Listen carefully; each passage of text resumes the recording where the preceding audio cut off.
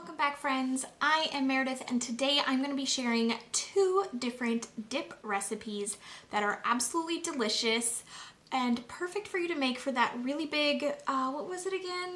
That really big concert that they do, every year in the beginning of February, and they put a sporting event before and after it. Do you know what I'm talking about? But anyways, I'm going to be sharing my Aunt Mary's really yummy enchilada dip, as well as my mother-in-law's taco chip dip, which should definitely be scooped and enjoyed with some Doritos.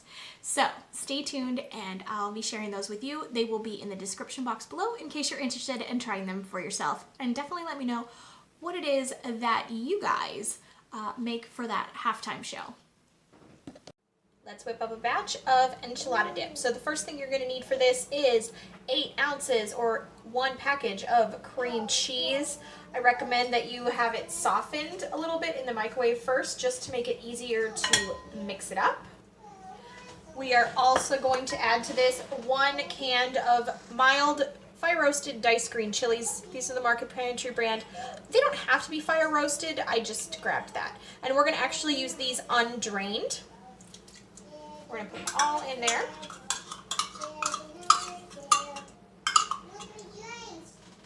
Then we're also going to add 1 cup of shredded cheese. The recipe calls for Mexican style shredded cheese. My cooking assistant is going to add 1 teaspoon of garlic powder, and I'm going to go ahead and add 1/4 teaspoon of chili powder. And now we're going to go ahead and use a handheld blender to beat this all together, and then we're going to add our chicken.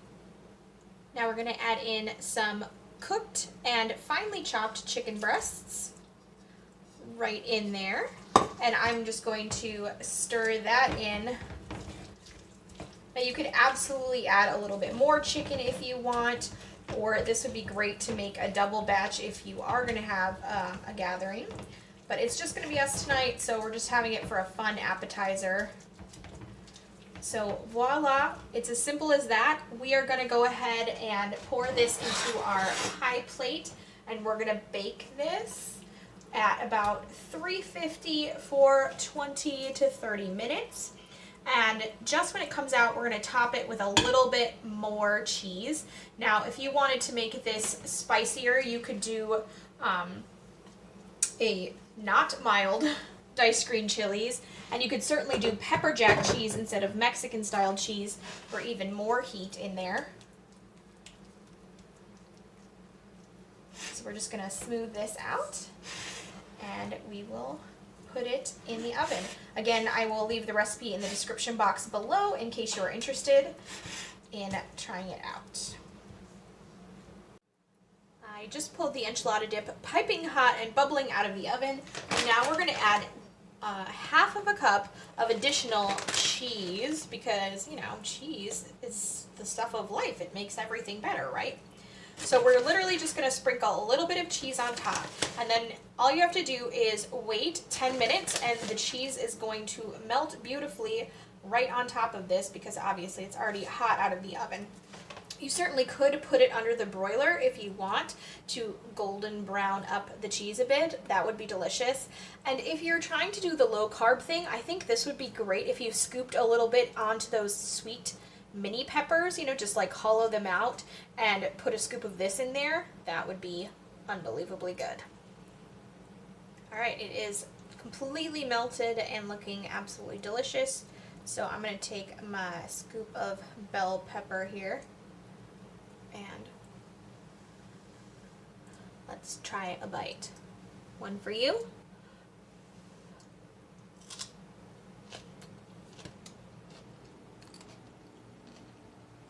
So good. So good. I hope you guys enjoy this one. And again, recipe is linked below.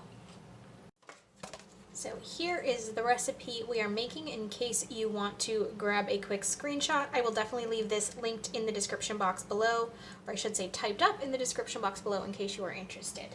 All right, so for this recipe, we need 1 package of cream cheese that is softened. It'll make it so much easier to beat it. So if you soften it on the counter, or you can even stick it in the microwave for 10 to 15 seconds to help soften it up a little quicker, you can do that. And then we're going to use 1 can of the jalapeno cheese dip. And I like to make it in a large Rubbermaid container so that I can store it that way, and then people can scoop out what they want. We're going to go ahead and use 1 can of nice and processed cheese dip.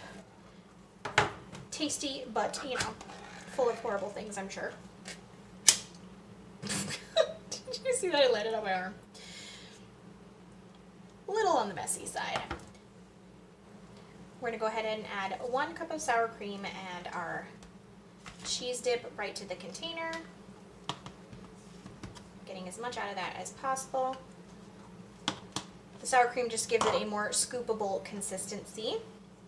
Yay for processed orange cheese. Definitely not something we eat all the time, but this would be great for like Super Bowl Sunday, or if you're watching a football game, if that's your jam. I don't watch football, but you know, if you do, you could. Or let's be honest, if you're just feeling like eating junk food. All right, so I'm going to go ahead and use my electric hand mixer to whip this all together, and I'll be right back. So once you have your cheese dip all mixed up and then smooth it out into a nice even layer, you're going to top this with salsa. I am using a mild salsa, but you could absolutely use medium or hot if you like a little bit more spice. I like the layer of salsa to be not quite as thick as the dip, the cheese dip on the bottom. You could absolutely add a layer of guacamole to this if you want, or refried beans, but this is my mother-in-law's recipe, so I'm just making it how she does.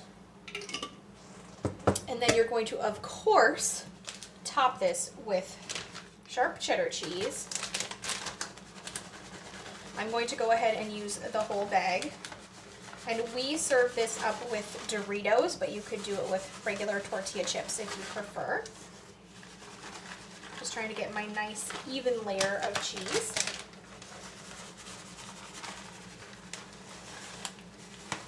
You could also do black olives if you normally eat those on your tacos. And then the last thing we're going to add on top is shredded lettuce. So this is an 8-ounce bag of lettuce, and I'm going to go ahead and I think probably use all of it. So if you wanted to, you could use romaine instead of iceberg. But voila.